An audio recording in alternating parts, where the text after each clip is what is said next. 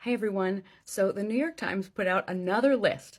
So they first put out the 500 best books of the 21st century as voted on by authors. They put out another list of the 100 best books of the 21st century as voted on by readers. And honestly, that list was a little more accessible to me and a little more exciting. I have read 20 of the books on the 100 book list. A lot of the other books have gone on my TBR or were already on my TBR. So what I'm going to do is I'm going to take you through the books that I've read that are on the list and just give you a short little thing about each one. In this part, I'm going to do the books I've read that were from 100 to 50, and then I'll do another part because I don't want this video to be too long. So at slot 97, we have My Year of Rest and Relaxation by Ottessa Moshfegh, which I just talked about. It was one of my August reads. A wealthy, beautiful, and depressed Manhattanite decides to have a year-long nap.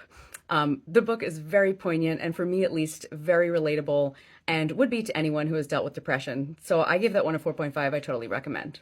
Slot 95, A Thousand Splendid Suns by Khaled Hosseini, which I've also talked about before as being a book that really had an impact on me. It's about a woman that's forced into a difficult marriage, and then later her husband takes on a second wife. It's a much younger girl. The mother-daughter relationship that forms between these two still resonates with me all these years later. I read this a very long time ago. This book is devastating, life-changing, gorgeous. In slot number 93 is Remarkably Bright Creatures by Shelby Van Pelt. If you've seen any of my other videos, you've probably heard me mention this book. An older woman who has lost both her husband recently and her son many years before works at an aquarium and forms a friendship of sorts with the giant Pacific octopus. All the feels. Marcellus is still one of my favorite characters. He's the octopus, and they are making a movie, and I can't wait for it. Sally Field is in it. In slot number 91, another one I just read that I loved so much, Project Hail Mary by Andy Weir. A middle school science teacher wakes up in a spaceship somewhere in space and has to figure out how he got there and then what he needs to do from there. This book is aspiring to be my #1 read of the year.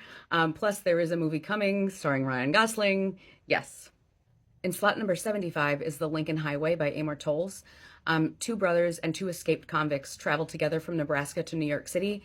It's very Odyssey-ish. There's even a character called Ulysses. I loved this book. The characters were phenomenal. This is also being made into a movie. I'm looking forward to it. It should be good. In slot number 73, Harry Potter and the Deathly Hallows by J.K. Rowling. The boy who lived, dies, and lives again. This whole series changed my life. Obviously it did. It made us all readers. However you feel about JK, we have to at least give it credit where credit's due.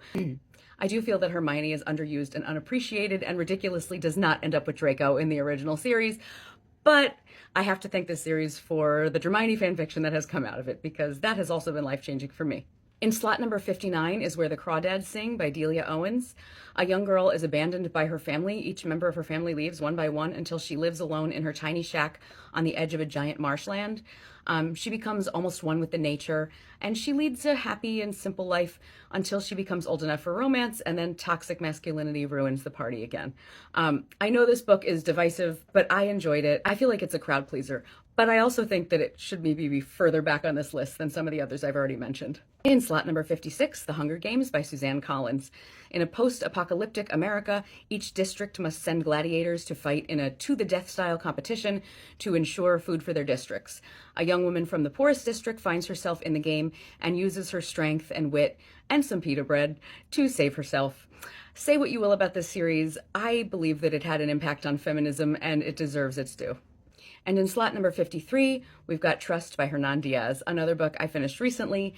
It's a story in 4 separate parts that is essentially at its heart about a brilliant woman, her husband that sort of got a lot of the credit as the genius, and the very interesting woman that wrote the husband's autobiography. It is a complicated story, aptly named Trust because you kind of don't know what to trust in the story.